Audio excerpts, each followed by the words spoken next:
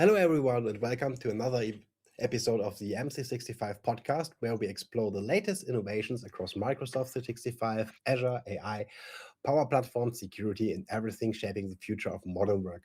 Today, I'm excited to welcome Chris Hinch from Microsoft.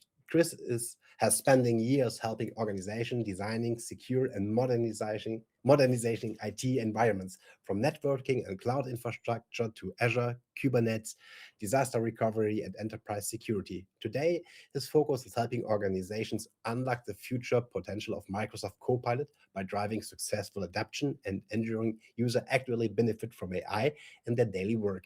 In this episode, we go beyond the product announcement and marketing headlines to explore what makes Microsoft Copilot successful in the real organizations. We'll discuss user adoption, licensing, governance, change management, productivity, new futures, and where Microsoft AI is heading next. Whenever you are an IT professional, Microsoft partner, business leader, or simply curious about the future of work, this conversation is packed with practical insights. So, welcome, Chris, to the show. Hey, appreciate it. Yeah, thanks. Yeah. Can you tell us before we start a little bit about you, how you start your technology career, and how you end up on at Microsoft?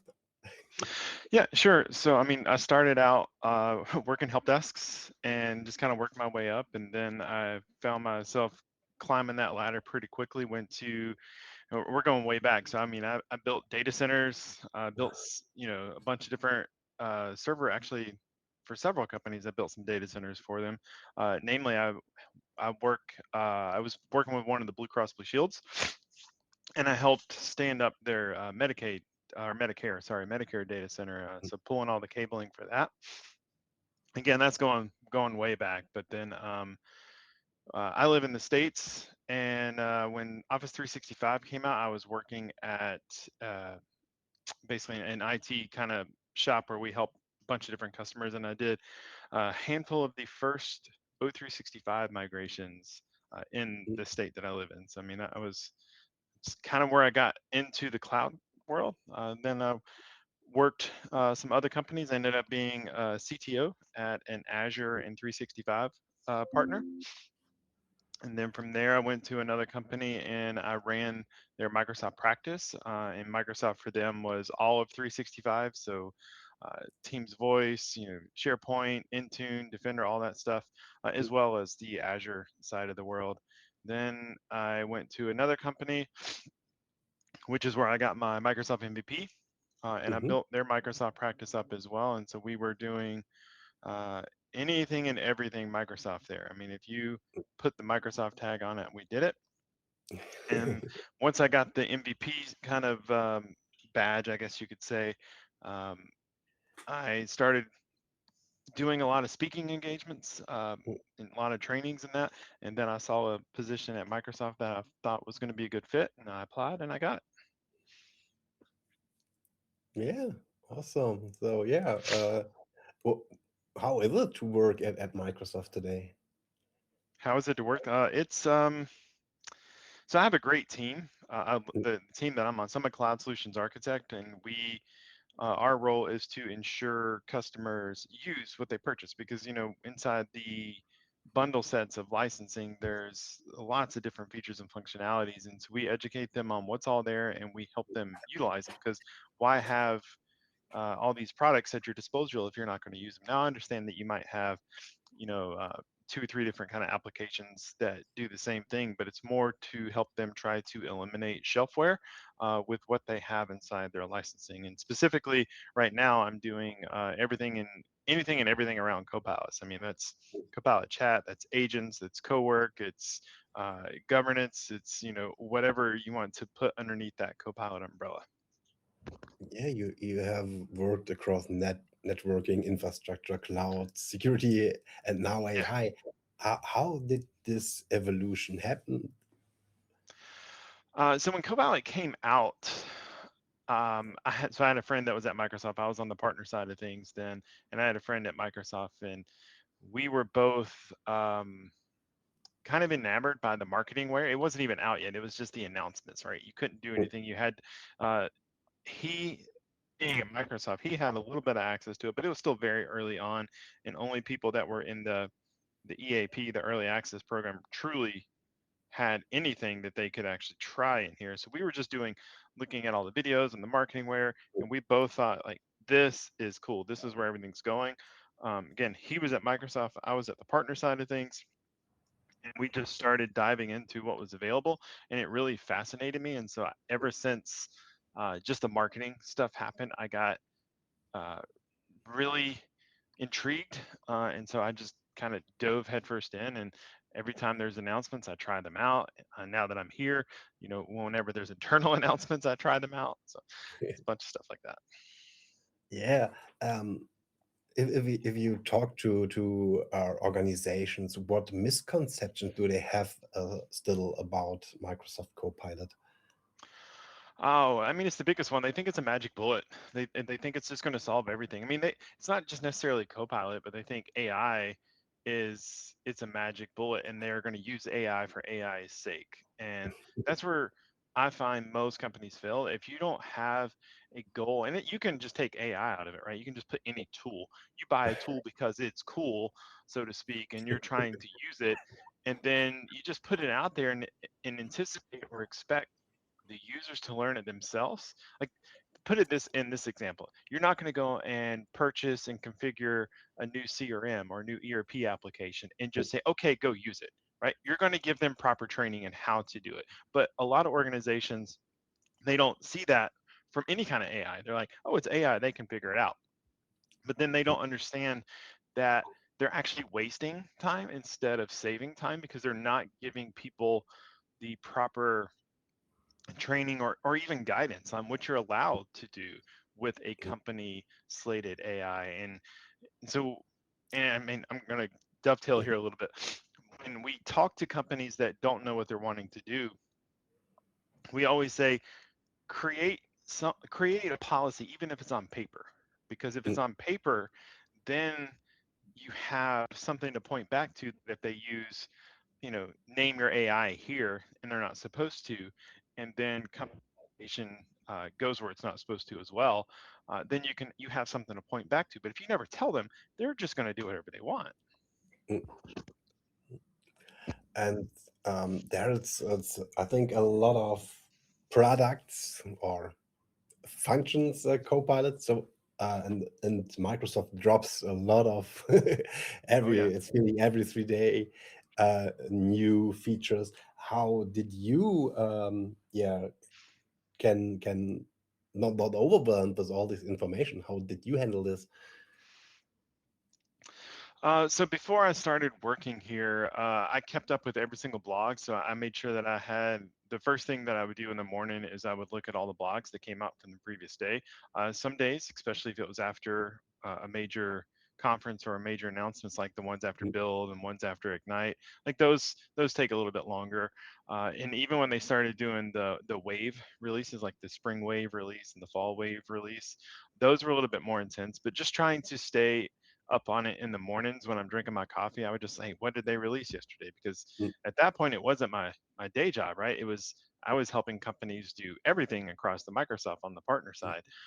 So it was more making sure that I uh, was at least aware of what was coming out. And I mean, you can see it all in the roadmap too. So it's not like it's hush hush.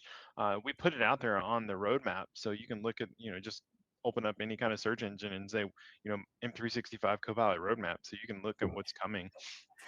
And so I just kind of kept my eyes on those things and just learned about them.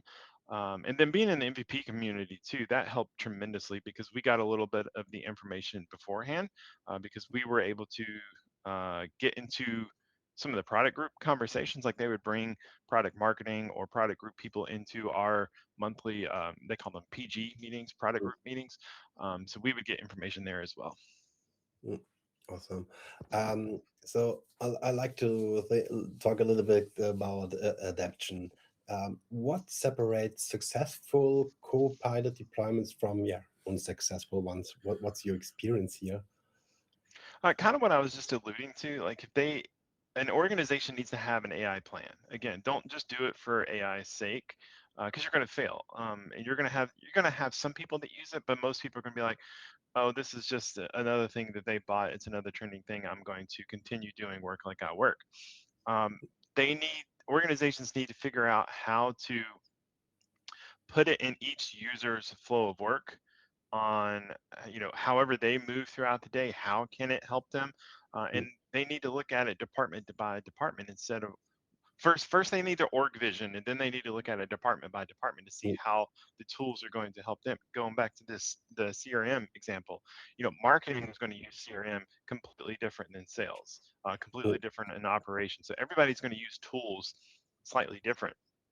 And so you need to figure out, talk with the leaders in each department, figuring out what are some pain points, because AI is fantastic about solving pain points. So you need to identify first what I always suggest, and this helps get the ball rolling, so to speak, where you find low-hanging fruit. What's some pain points? And it can be, hey, if we eliminate this pain point, it will save me 5 minutes a day.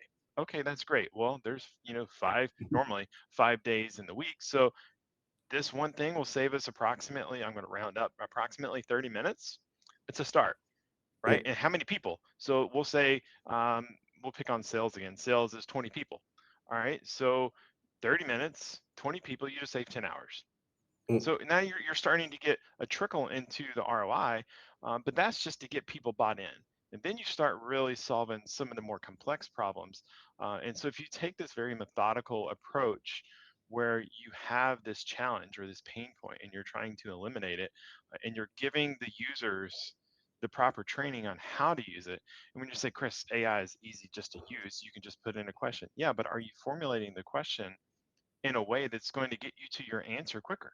Because if you're just putting a question in and then answering or asking another question and then asking another question, and now you're 15 questions in and you still don't have an answer, are you saving time? So normally not. That's what I'm saying. You need proper training on how to ask the questions in a way to get to the outcome that you're wanting quicker. And what did you think it's the technology, or is the change management actually the bigger challenge? I think it's just change in general. I don't think it's necessarily change management. I think it's just change because the workforce today, I mean, and it's always been this way. There's a mixture of ages, but more so today than when we were kind of growing up and just going through our careers. We have different people that have entered technology at different points. And so if you think about the older generations that's working on, I'm not picking on anybody, but they grew up in the search engine era where, you're used to asking your search engines, your Bings and your Yahoos and your Googles and all those, you're used to asking questions a very specific way so you can get to a very specific set of links that you can click on to go find your answer, right? And that's what we call a search. And then you have some of the kind of middle people like where I grew up, where we grew up in this search engine war, but yet we were in the very infancy of AI. And I don't mean GPT, I mean like Siri and Amazon, like those kind of AIs. So we grew up in that world where you don't, when you say hey, if you're on your phone and you hit hey Siri, or if you're on an Android, hey Google, all these things, we understood how we could just ask a very specific question now. So we already had a little bit of that in our minds. And then you have the generation after us that grew up right in this GPT world. And like they're just flying with it because they understand it, but they don't understand search like we do. So you have this mixture of people, and you need a level set. And that's why I'm saying like you're going to have to train people on the best way just to put in a prompt. And I'm not saying prompt engineering, that word is so overdone, but there is a way how you can, and this is any AI across the board, it doesn't matter which one you're going to use. If you ask a very question like you were in a search area, you're not going to get the answer that you're wanting. And then you're going to like, oh, well, this is useless. I'm going to go back to what I was doing.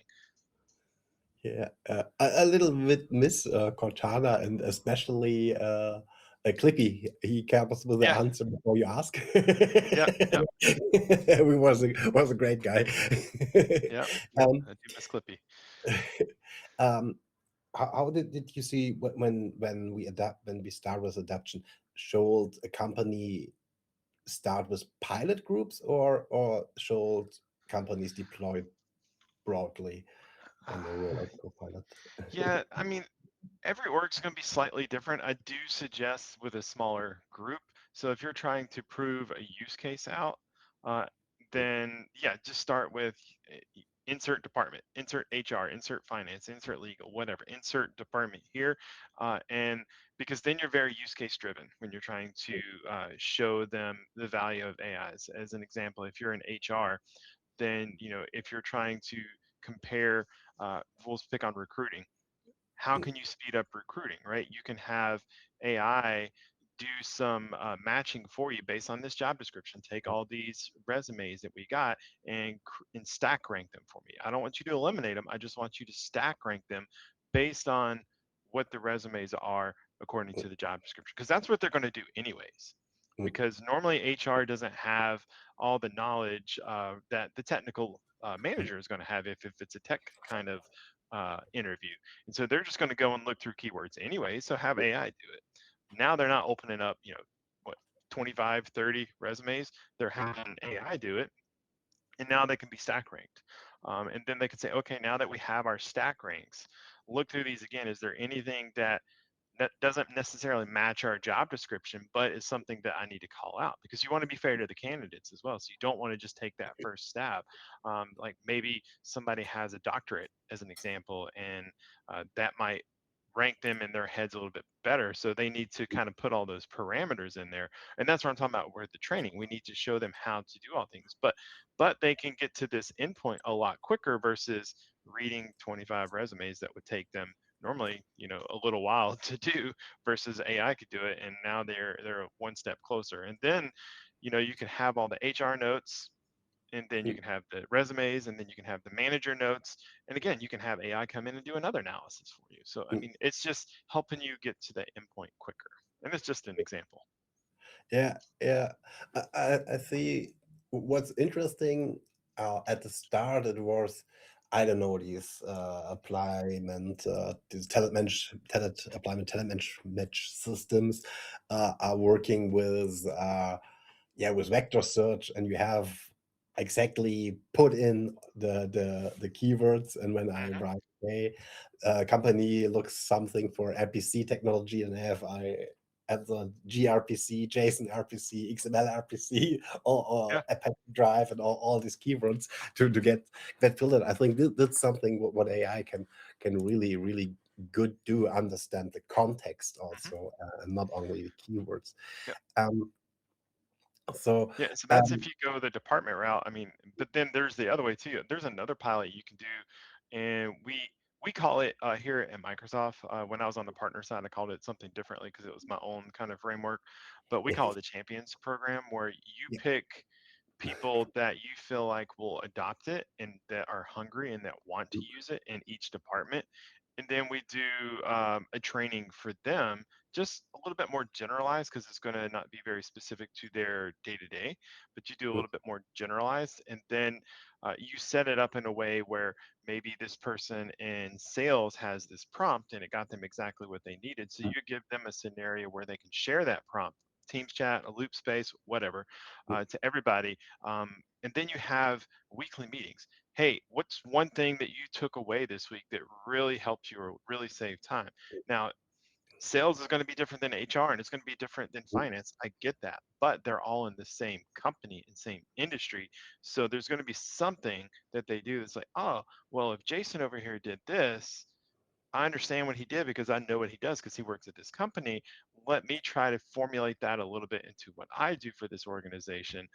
And so it's one of those sharing is caring type scenarios where you're feeding all this stuff in, and now you're naturally creating champions. And when you go for a wider rollout, you have those champions in the departments that are basically, waving your flag as well. and I found this champion program. I think it's a really good idea, and I think also I'm really impressed, actually, is skills. a lot of skills. So I can have my own, I don't know, project management expert, and say, okay, we do project management like agile, the other do it. But I think that's, and I think, yeah, also to bring all this technology and see there can they play a huge role. I think that's it's really good for companies, and I think that's one of the mistakes companies do. It's, yeah, um, hope it works. I don't know. They say, here you have the software or the Copilot or Copilot Studio, or sometimes I see also companies, they give anyone access to AI Foundry. Yeah. But yeah, um, yeah, when we talk about all these tools, Copilot, Copilot Studio, and AI Foundry, um, what different roles did they play? So one of the way I tend to tell people on this, because so there's two versions of Studio, right? There's it used to be called Copilot Studio Lite, now it's called Agent Builder, but they can do that right inside Copilot. You don't need this low code type uh, mindset, I guess you could say. You don't have to understand topics. You don't have to understand workflows. You can just basically open up this instruction module and tell the agent what you need to do it. So it's a good entry point into agents. Once they understand how instructions work, because when you get into Studio, you can do so much, and it's a good thing and it's a bad thing, because if you're overwhelmed and you don't know what you're doing, you could do, when I say damage, you could accidentally do something that just gobbles up tokens, and now it's expensive. So Studio and agents, I personally feel like you definitely need to do a crawl, walk, run kind of method on that. So make sure that they understand the different models, make sure they understand how instructions work, how that if you throw too many knowledge sources in versus precise knowledge sources in, you could get, the more that's in there, right, you could get contradictions, especially if it's internal data, because you could have the old problem that we still have everywhere, where you have rot, right? You can have outdated files that nobody's updated, but you added this into a source, and that's going to contradict with the new source. And now you're going to say, well, this agent isn't great. No, the agent's fine. It's the knowledge that you're pointing to it. So it's more, you need to understand the holistic thing of everything that you're wanting the agent to do. What's the clear goal of the agent, and how, if you were a human, how would you accomplish that goal? What files would you look into? Like, that if it's a file that's 10 years old, probably not one you need to look at. So why did you include it in the knowledge sources? That's what I'm saying. Like, you need to, that crawl, walk, run, because they need to understand the mentality on those, and you can easily solve that by putting in the instructions. Hey, if this modified date is over X amount of months, years old, it's not relevant. Mm, It's an easy line that you can throw in the instructions. mm. There was when I think about adoption, there was, yeah, I think there was a little bit problems with measure success. So some Hmm. companies start with, oh, you have a, I don't know, a level where you where are the people are ranked on first, they overspend the most tokens. So Hmm. what are good, yeah, how to measure a rollout, and what KPIs think you actually matter for Copilot adoption? For Copilot itself, it's actually how. So there's two things. You can see how much they're using it, and that's going to not 100% correlate, but if they're using it, then you'll see, are they more productive? And I know that's like a very subjective thing that you can look at here, but people that are not using it versus using it, there's going to be a huge difference in how they go out throughout their day. When people use AI, are they happier? And what I mean by that, because one thing about Copilot that I think is great is it gets you your 5 to 9 back. And what I mean by that is, you're no longer like stop your day at 5, like no, your calendar's blocked, but you're still working for another hour, 2 hours, catching up on emails, catching up on projects, catching up on whatever, just so you can start the next day on time. AI, specifically Copilot, in my opinion, helps you stay on top of tasks a lot quicker. So if you get your 5 to 9 back, meaning your personal time, your family time back, what does that do for you? That makes you happier as an employee, and your churn starts to go away. Because if you have employees that are happy in what they do on their day to day, and they have this fantastic work life balance because they now have a tool that can give them this work life balance, you're not going to have as much churn, and you're going to end up going from this mode where you're just trying to get through the day to really churning through your day and making it a very successful and productive day. And I like to call that, you're going from surviving to thriving. Yeah. And is there any Copilot feature you say that's still underrated actually?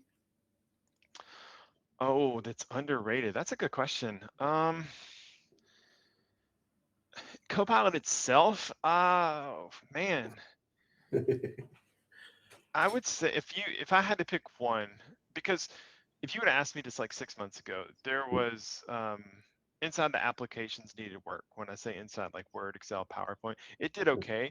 We have come leaps and bounds. The product team has listened to all the feedback, specifically in PowerPoint. I mean, PowerPoint's pretty solid now what you can do. But to answer the question, I would probably say everything you can do inside Outlook. I mean, people just scratch the surface on what you can do with Copilot in Outlook. I mean, you can set custom instructions if you're in sales, like if you're really targeting a very specific client, as an example, you can say anytime that you can go in custom instructions and say, hey, client XYZ is going to be priority no matter what. So anytime I ask you this question to prioritize or summarize my inbox, they always need to be called out if I accidentally missed an email, right? As an example. So people are not doing that.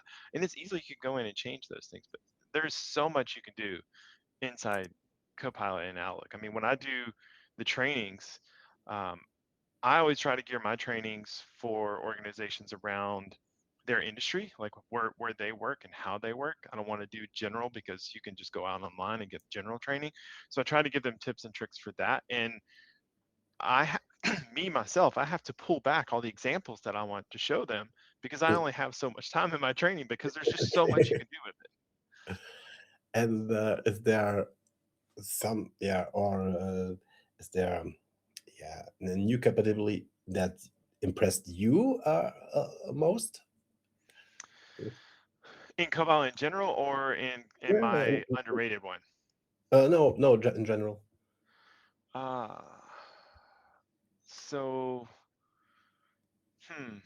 that impressed me. I mean, all the work the product group has done inside PowerPoint, I think how you can the ease of use to pull brand kits in now. So when you're having it create um, a PowerPoint from whatever, whether it's just going out and getting information from the web, or if it's doing it from documents internally, um, the ability to have a usable PowerPoint extremely quick. You talk about if you're somebody that creates a lot of slides, that is a huge benefit on being able to get those things done. It's no longer I have to have a focus block for 2 hours to try to refine this. It's 3 prompts, 2 reviews. We're talking 15 minutes, and I'm done. I think that's pretty cool. Now, cowork. I don't want to not give cowork its dues. I think cowork is really cool, but there's also things you can do inside cowork that you don't need cowork for, as long as you know how to use the product, like with agents and just general prompting itself. But if you actually use cowork why it was developed, cowork it's slick, man. It can do some really cool things. And yeah, when we talk about prompts, yeah, or which prompts consistently produce great results and which prompts should people avoid? The one that so if you go to any kind of Microsoft training, we have a framework: goal, context, source, and expectation. I think the biggest one that gets people closer, I mean, you're always going to have a goal, right? Because you're always going to have a question. Your question is always going to be your goal. Um, I've found that if you give it the context on why you're needing it, you are getting a lot closer to that final output. I'm not saying that they're not all important, but if you can say why, like, so the goal is either going to be the what or the how or the, you know, those, that's, no, the how is the expectation, sorry, the what or the why of this goal, or sorry, the what of the goal. The context is why you need it. So if you, when you ask your questions, why are you asking it to summarize your email? Why are you asking it to create this PowerPoint?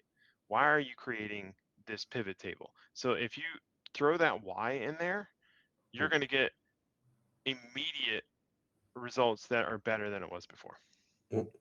Okay. I talk with a lot of companies. They have there's one topic in adoption. It's security, and they say, oh, it's so unsafe. Use AI or especially Copilot in my part. What should organize understand before they deploy Copilot? So the one thing about Copilot, there's two things that they need to understand. Your data is always your data. Copilot is never, Microsoft and Copilot are never going to do anything with your data to train. We do not do that. You can read every single thing that we put out there. We do not use your data to train. Even when we go to sub-processors, we are sending the prompt and it's encrypted in a way, and the agreements that we have with the sub-processors such that they cannot use our prompts as well for training materials. So our stuff is going to be, your data is your data. It's going to be protected, so you don't have to worry about that. So that goes back to the early on example that I always use, and I don't want to call anybody out specifically on what they did or did not do, but there was a major manufacturer that does a lot of electronics. They had some developers that were trying to debug some source code, and this was early on in the GPT world, like early on in the GPT world, and nobody knew what that meant, and so they threw the source code out there, and now it's public domain. Microsoft is not going to do that. Everything is protected. And another thing about Copilot, so that's the first thing. That's just organization-wide. The second thing is the way how Microsoft builds everything with the SFI, the Security First Initiative, that if you have access to something, so does your Copilot. But on the flip side of that, if you do not have access to something, neither does your Copilot. So it's going to respect the permissions of the user that's using it. And I think those are two big security features that we have inside of our product that a lot of other platforms or providers out there do not.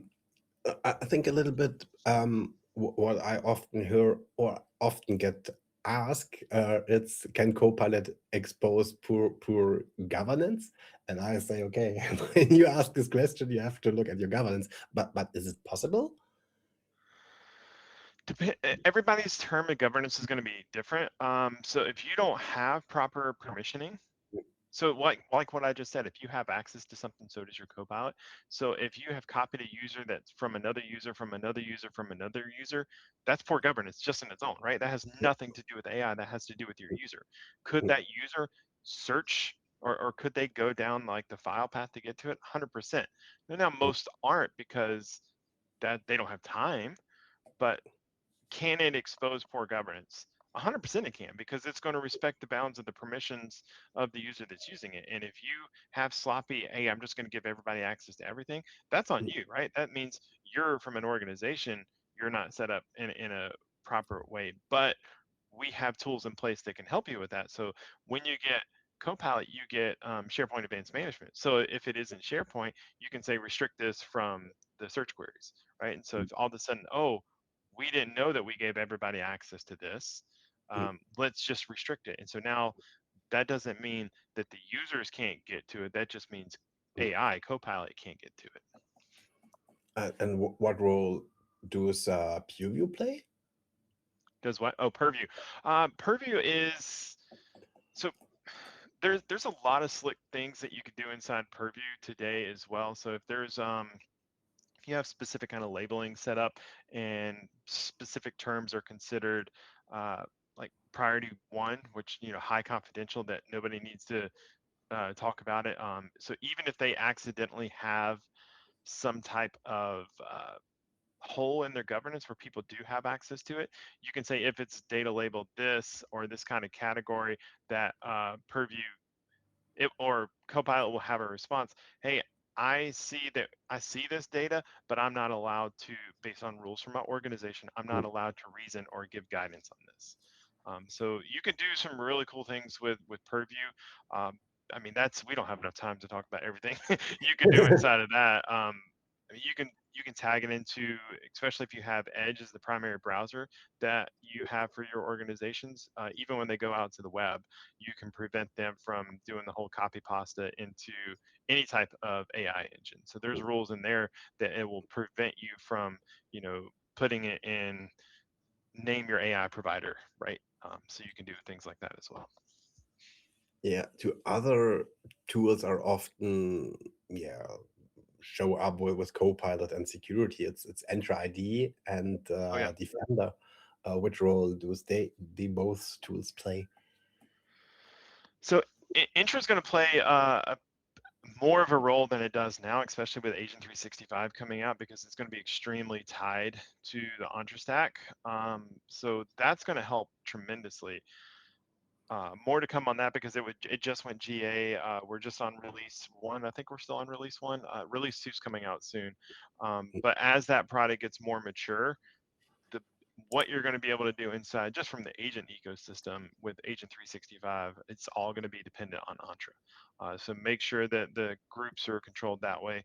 But today, you can take Agent 365 out of it and just Copilot Studio.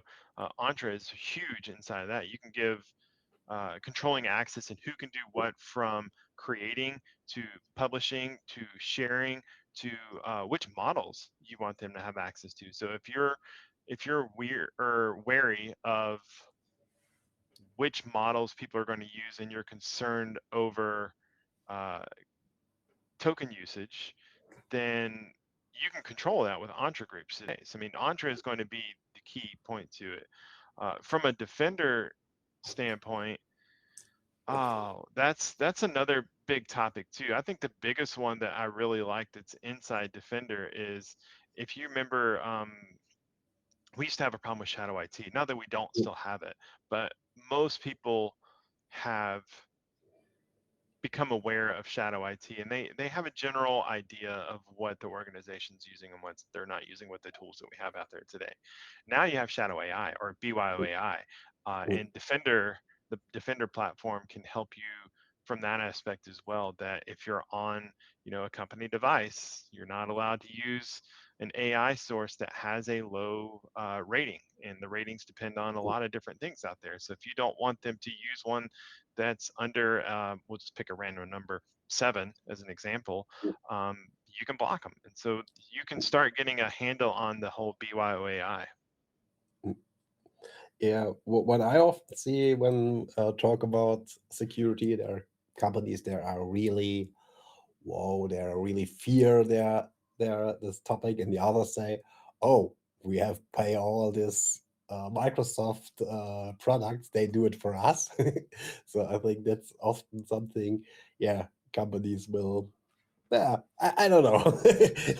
I'm not a judge, but Yeah, and I mean, to your point, there's lots of tools out there. There are some really good companies that will just do one portion of the whole kind of journey. And I'm not saying that they're not good.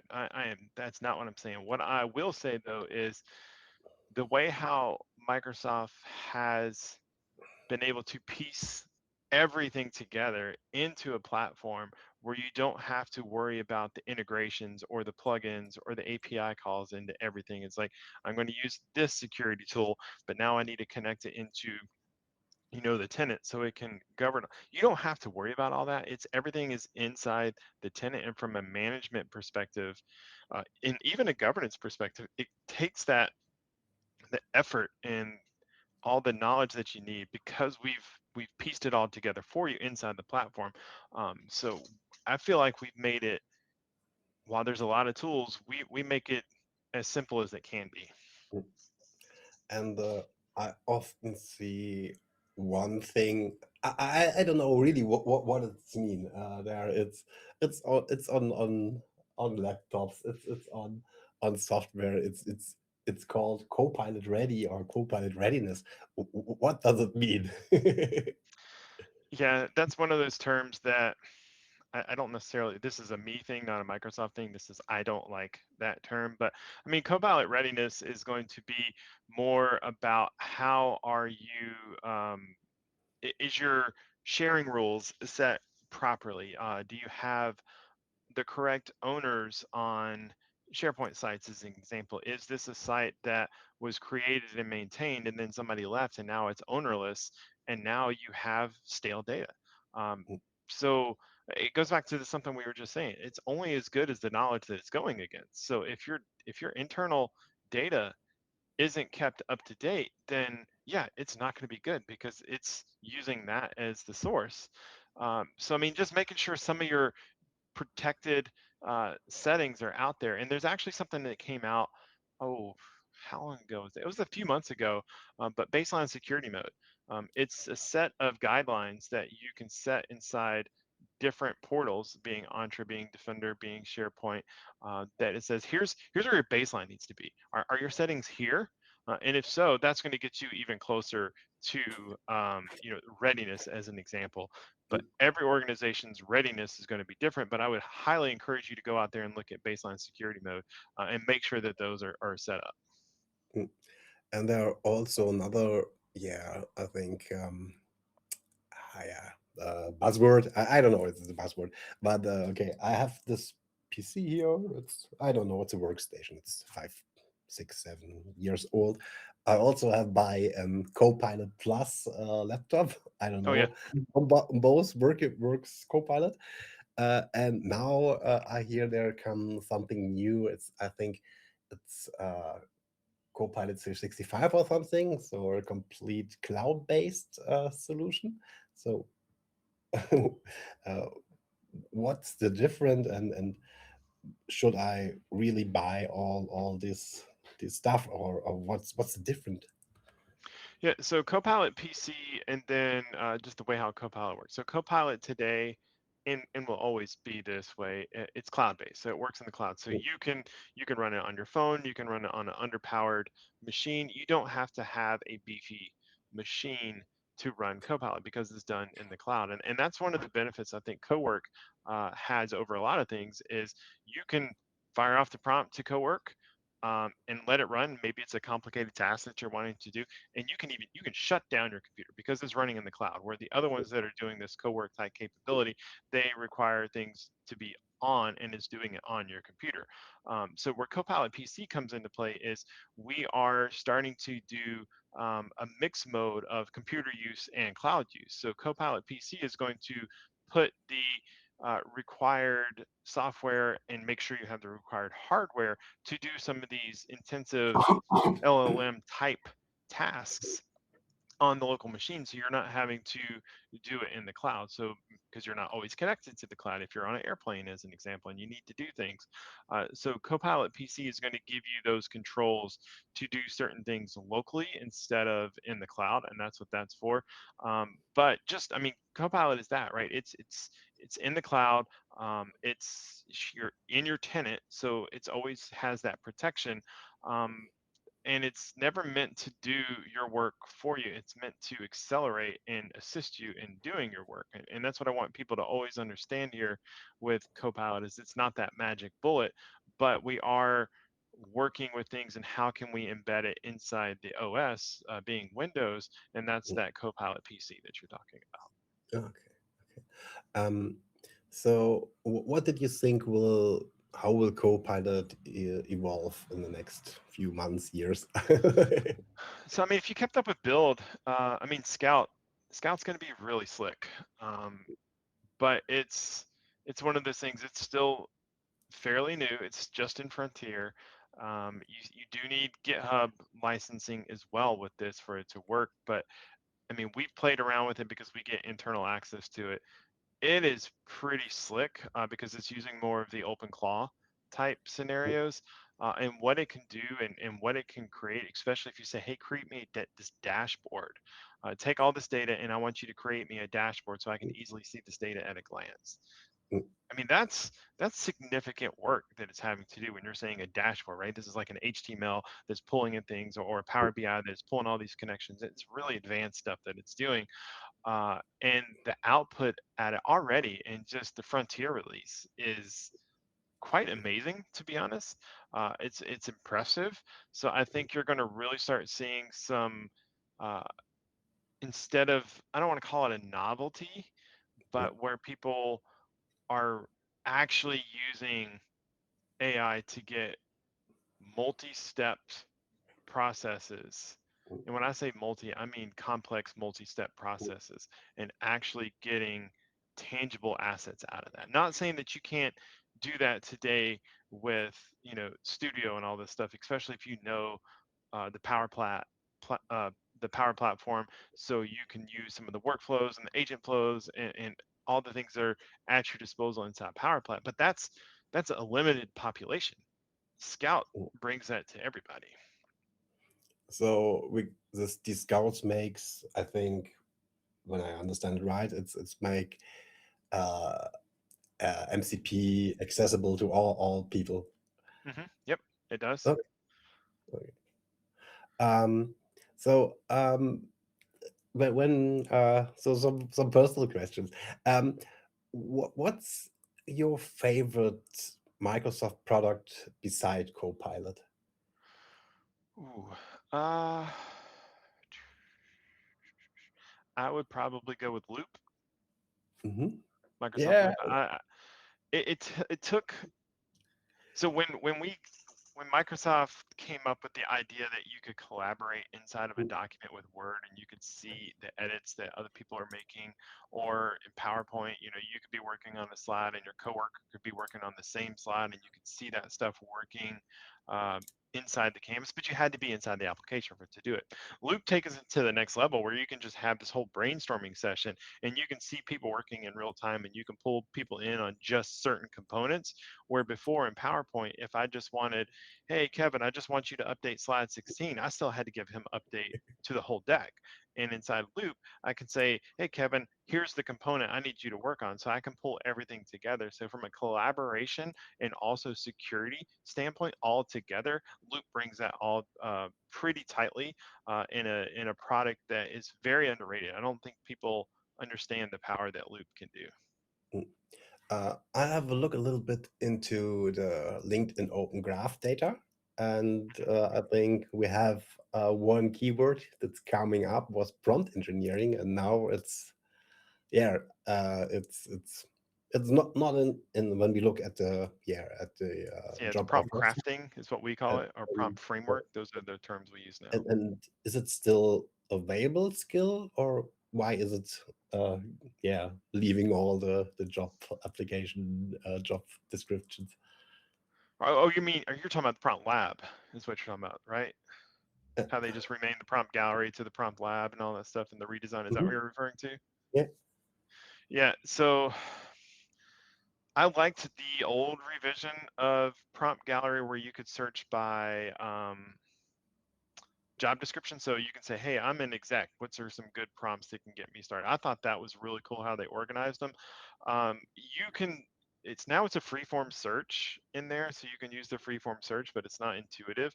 But I do like how they put all the categories out there, where if you're just trying to create something, here's a good orchestration of create prompts for you. But what's coming, and this is already on the roadmap, is organizations can load organizational prompts inside Prompt Lab as well now. So if it's going to be some prompts that have been curated for your organization by whoever, that can now easily be shared via the Prompt Lab as well. If your boss Satya Nadella comes to you and say, "Hey, Chris, you get all the money, the resources, and so on for developed a Copilot feature," what will it be? Ooh, great question. Oh man. Whew. Oh man, I am not prepared to answer that one. Let's see. Oh, I think, and this is coming too, but this, hmm, Yeah, I'll go with this one for right now because this is kind of on the spot asking about it. We see this today inside chat. You can do this in Copilot chat where you can have a one-to-one voice conversation. I would like the voice one-to-one to come, like when I say voice one, this is not talk to text. This is not me talking and it's writing the text in the prompt. I'm talking to Copilot and Copilot is coming across in my speakers or my headset that I'm using. And so it's a true on natural language conversation.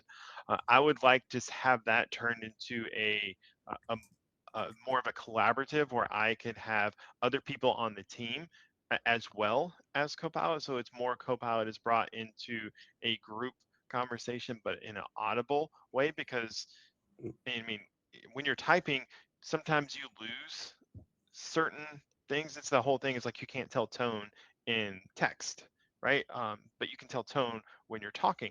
So I think if you could have a multi-person collaboration type voice chat with AI, I think that would be really slick, especially from a team aspect when you're having like brainstorm ideas or whiteboarding sessions and you have that AI uh, kind of idea there with you to not necessarily fact check, but to help accelerate those sessions. I think that would be really cool. All right, that Yeah. was a great question, by the way. Thank you. Yeah. I make a quick fire round. So I'm give you a short question, and you say what's come on your mind. So Okay. dark mode or light mode? Oh, dark mode. Um, one Copilot feature everyone should try today. Uh, prioritize my inbox and Outlook. Write one perfect prompt or iterate until it's perfect. Ooh, I don't think there's a such thing as a perfect prompt, so iteration, but start with as best as you can. That's a good one too. I like that one. That's a really good one. If Microsoft gave you one extra product team to work on, which would it you choose? Ooh, as far as Copilot concerns, I would like to work with the connector team. Um, Finish the sentence. The future of work is Just getting started. um, one AI myth you like to bust. I've said it once. It's not a miracle worker. um, Teams or Outlook? Ooh, personally Teams, but Outlook I don't think is going away. But personally Teams. um, what's it's more important, clean data or good prompts? Clean data. Um, you're a morning person or a night owl? Oh, morning, 100%. Podcast or YouTube? Podcast, I would rather listen. Yeah. So thank you for this great session. So yeah, then my closing question is um, yeah, if what did you see or what's exciting you about the next 12 months? What yeah, what did you think? What coming? What are you most excited about? I would say right now would probably be um, scout what you can do inside the open cloud models, what's coming out in that. I know it's super early and I get that, but what it's going to be able to do and create more the latter, what it's going to be able to create is going to be tenfold, if not morefold, than what you can do today. Yeah, then yeah, Chris, thank you so much for joining me today. It was fantastic hearing your insights into Microsoft Copilot, adaptation strategies, and yeah, the future of AI-powered work. Yeah, so thank you, and I hope we have in a year or earlier another session and Yeah. looks what's happened there. And so yeah, also all links from Chris Hinch you find in the show notes. And yeah, so the last words are yours. Yeah, just give it a chance. And if you haven't, if you used it in the past and you weren't happy with it, this is the fastest growing product ever. So go out and give it a try, because I think you will be impressed. Thank you. Bye.